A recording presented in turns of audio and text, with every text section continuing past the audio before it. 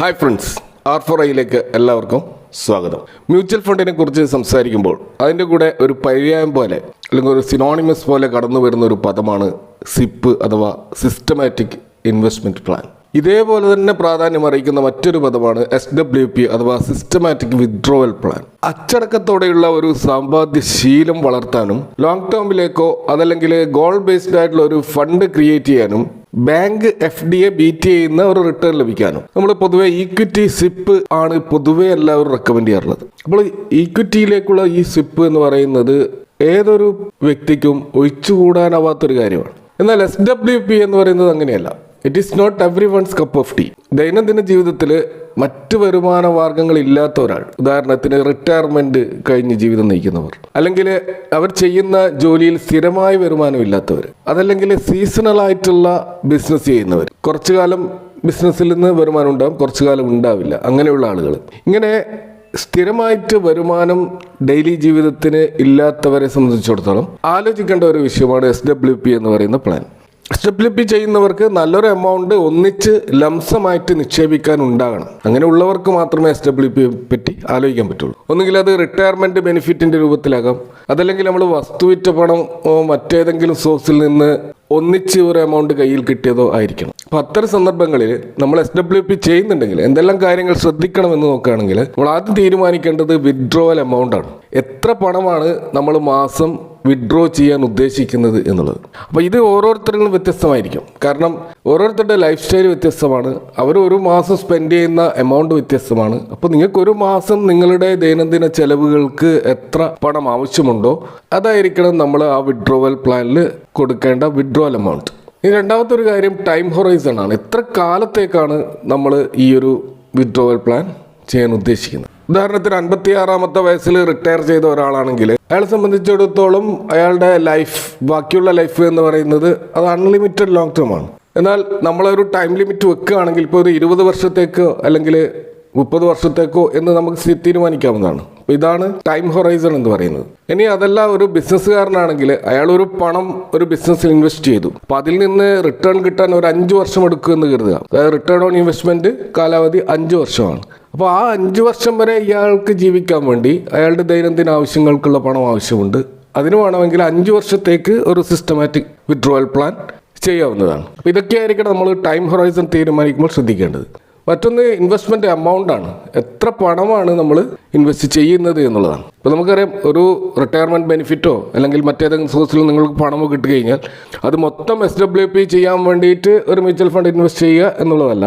അതിൽ നിന്ന് നമ്മൾക്ക് എത്രയാണോ മന്ത്ലി ഇൻകം SWP വഴി കിട്ടേണ്ടത് അതിനാനുപാതികമായ പണം മാത്രമാണ് അതിൽ നിക്ഷേപിക്കേണ്ടത്. ഇപ്പോൾ ഉദാഹരണത്തിന് നിങ്ങൾക്കൊരു 25,000 രൂപ മന്ത്ലി ഇൻകം ആവശ്യമുണ്ടെങ്കിൽ ഒരു 6% നമുക്ക് പിൻവലിക്കാം എന്നുള്ള ഒരു വ്യൂ പോയിന്റോടുകൂടി നമുക്ക് വേണമെങ്കിൽ 50 ലക്ഷം രൂപ ഒരു SWP ആവശ്യത്തിന് വേണ്ടി ഒരു മ്യൂച്വൽ ഫണ്ടിൽ നിക്ഷേപിക്കാം. അപ്പോൾ അതിൻ്റെ തീരുമാനമെടുക്കേണ്ടത് നമുക്ക് എത്ര പണമാണോ വിത്ഡ്രോവൽ എമൗണ്ടായി വേണ്ടത് അതിനാനുപാതികമായിട്ടുള്ള പണമാണ് നമ്മൾ നിക്ഷേപിക്കേണ്ടത്. മറ്റൊന്ന് വിത്ഡ്രോവൽ ടൈമിങ്സ് ആണ്. നമ്മൾ നിക്ഷേപിച്ച് കഴിഞ്ഞതിന് ശേഷം എത്ര മാസം കഴിഞ്ഞിട്ടാണ് അല്ലെങ്കിൽ എത്ര വർഷം കഴിഞ്ഞിട്ടാണ് നമ്മൾ വിത്ഡ്രോവൽ ആരംഭിക്കേണ്ടത്. ഉദാഹരണത്തിന് ഒരാൾ 50-ാമത്തെ വയസ്സിൽ ഒരു 50 ലക്ഷം രൂപ ഇൻവെസ്റ്റ്മെൻറ്റ് SWP ആയി ചെയ്യുന്നു. അപ്പോൾ അയാൾ പ്രതീക്ഷിക്കുന്നത് 56-ാമത്തെ വയസ്സിൽ റിട്ടയർമെൻ്റ് ആണ്.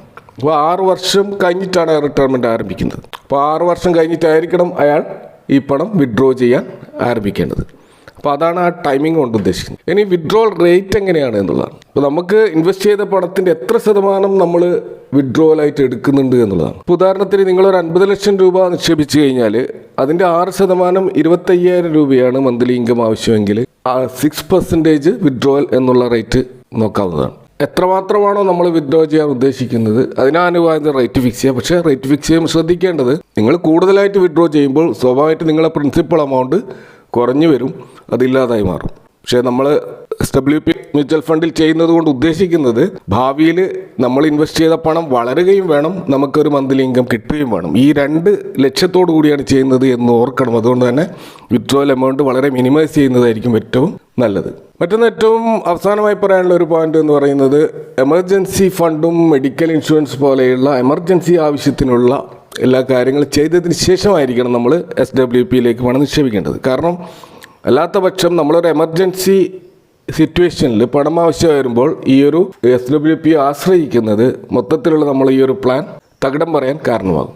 അതുകൊണ്ട് എമർജൻസി ഫണ്ടും മെഡിക്കൽ ഇൻഷുറൻസ് പോലെയുള്ള കാര്യങ്ങളും ഫിക്സ് ചെയ്തതിന് ശേഷമായിരിക്കണം ഈ SWPയെ പറ്റി ആലോചിക്കേണ്ടത്.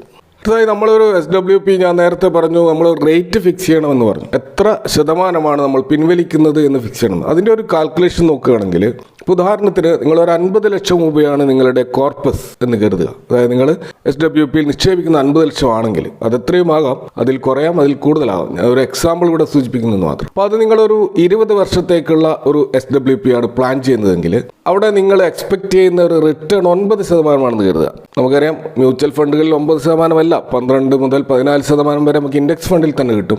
20% വരെ കിട്ടുന്ന മ്യൂച്വൽ ഫണ്ടുകളുണ്ട്. പക്ഷെ നമ്മളിവിടെ ഈക്വിറ്റി മാർക്കറ്റാണ്. അത് ഏത് സമയം വളറ്റിലിറ്റിക്ക് വിധേയമാകും. അത് ഉയരുകയും താഴുകയൊക്കെ ചെയ്യും. ചിലപ്പോൾ വർഷങ്ങളോളം കൺസോളിഡേറ്റ് ചെയ്യപ്പെടാം.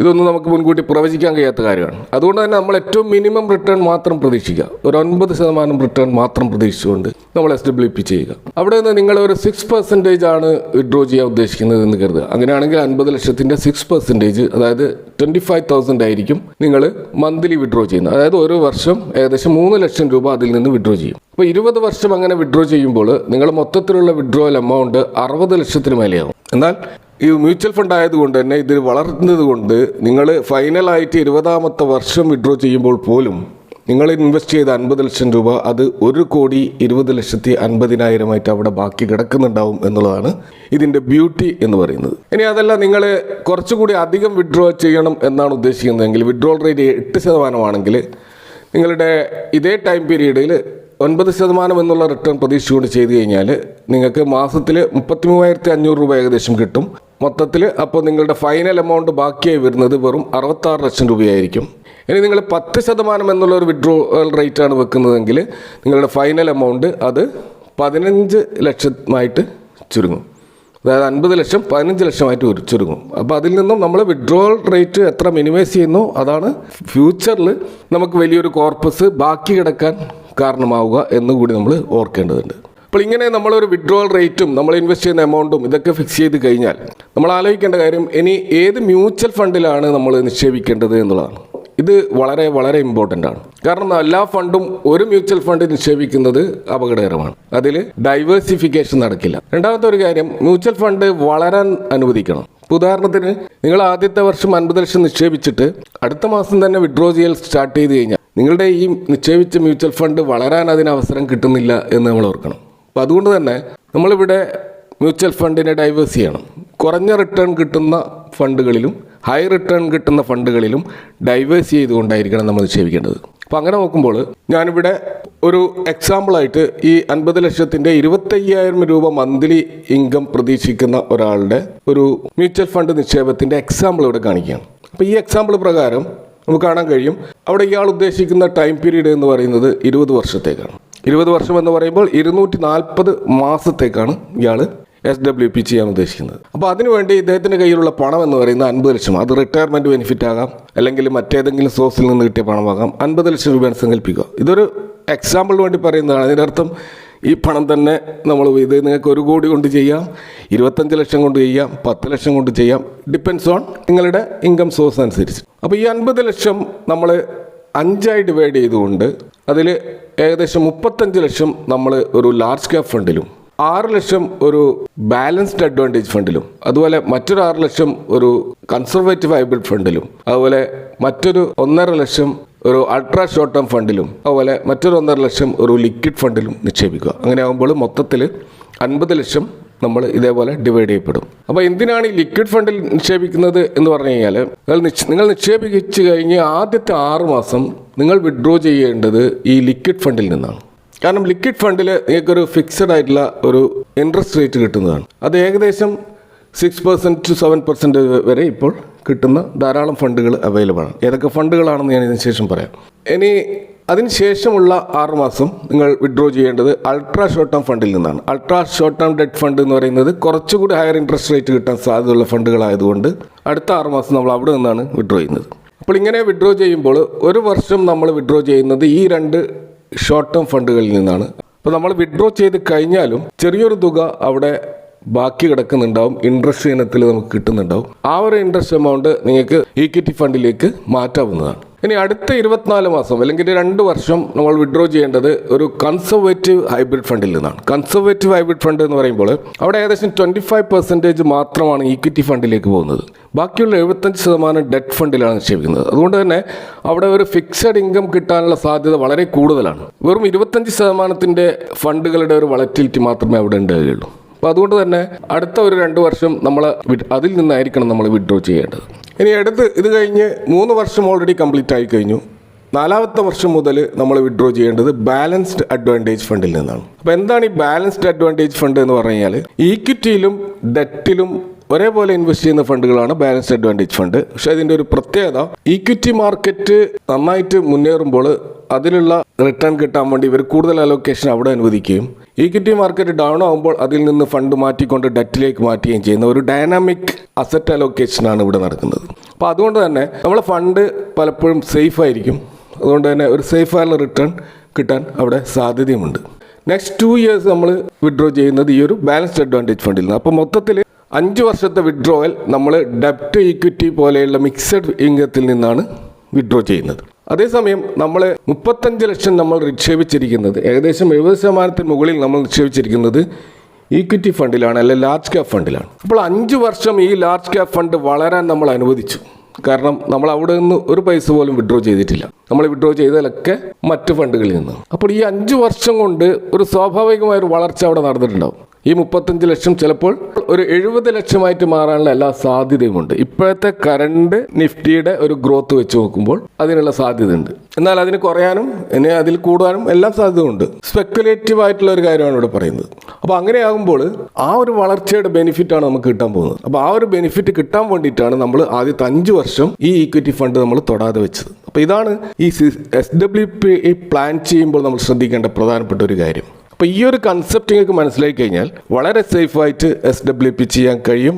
അപ്പോൾ അതിൻ്റെ കാര്യങ്ങളൊക്കെ മനസ്സിലാക്കി കാണുമെന്ന് കരുതുന്നു. ഇനി നമുക്ക് SWP പ്ലാൻ ചെയ്യുമ്പോൾ സെലക്ട് ചെയ്യേണ്ട മ്യൂച്വൽ ഫണ്ടുകൾ ഏതൊക്കെയാണ് എന്ന ഒരു സംശയം സ്വാഭാവികമായിട്ട് വരും. അപ്പോൾ ഇവിടെ പോപ്പുലർ ആയിട്ടുള്ള ചില മ്യൂച്വൽ ഫണ്ടുകളെ കുറിച്ച് ഇവിടെ പറയുകയാണ്. ഇതൊരിക്കലും ഒരു റെക്കമെൻഡേഷൻ അല്ല. ഒരു മ്യൂച്വൽ ഫണ്ടിൻ്റെ 1 വർഷത്തെ റിട്ടേൺ മാത്രം നോക്കിക്കൊണ്ട് നമ്മളൊരു മ്യൂച്വൽ ഫണ്ടിൽ ഇൻവെസ്റ്റ് ചെയ്യാൻ പാടില്ല. ആ ഒരു ഗ്രോത്ത് അത് മെയിൻറ്റെയിൻ ചെയ്യുന്നുണ്ടോ എന്ന് നമ്മൾ പരിശോധിക്കണം. മിനിമം ഒരു 5 വർഷത്തെ റിട്ടേൺ എങ്കിലും നമ്മളൊന്ന് പരിശോധിച്ച് നോക്കണം.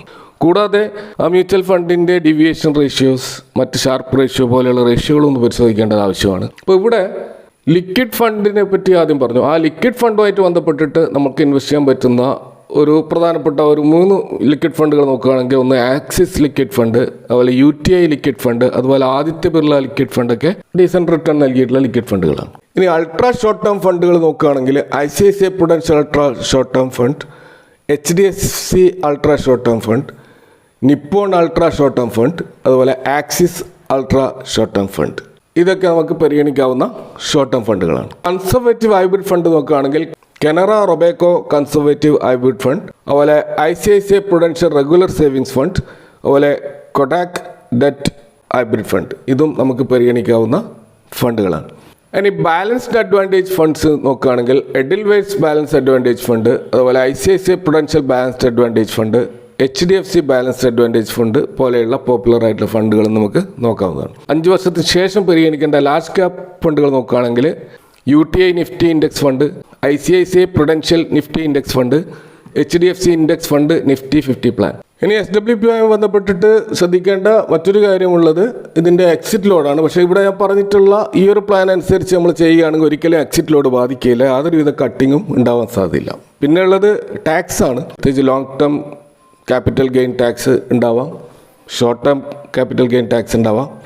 അതൊക്കെ നമുക്ക് ഒഴിവാക്കാൻ പറ്റാത്ത കാര്യങ്ങളാണ്. അത് നിർബന്ധം അടച്ചിരിക്കേണ്ട കാര്യവുമാണ്. അപ്പോൾ ഇതൊക്കെയാണ് SWPയുമായി ബന്ധപ്പെട്ട് പറയാനുള്ളത്. ഇതുമായി ബന്ധപ്പെട്ട് നിങ്ങൾക്ക് സംശയങ്ങൾ, നിങ്ങളുടെ അഭിപ്രായങ്ങൾ കമൻറ്റ് ബോക്സിൽ അറിയിക്കുക. Thank you for watching. See you next time with another video.